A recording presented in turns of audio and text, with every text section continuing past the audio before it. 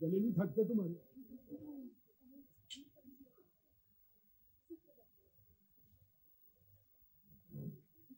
और मेरे खुदाया, अभी तक नहीं पहुंचा वो खबीस। नाना जान, आप किस खबीस की बात कर रहे हैं? जब मैं खबीस कहूं तो उससे मुराद होती है जवाब।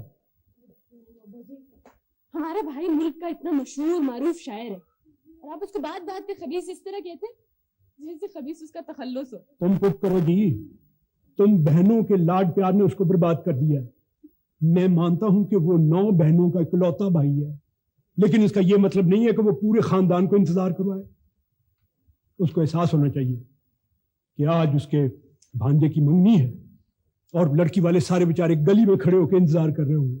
जी आपको पता तो है भाईजान कितने मसरूफ रहते हैं। अभी निकल ही रहे थे तो कुछ लोग एंड टाइम पे आ गए, इसीलिए तो आपके साथ भेजा था।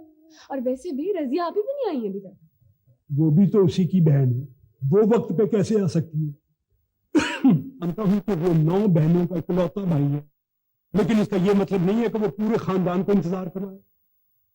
उसको एहसास होना चाहिए कि आज उसके भांजे की मंगनी है और लड़की वाले सारे बेचारे गली में खड़े होकर इंतजार कर रहे हैं।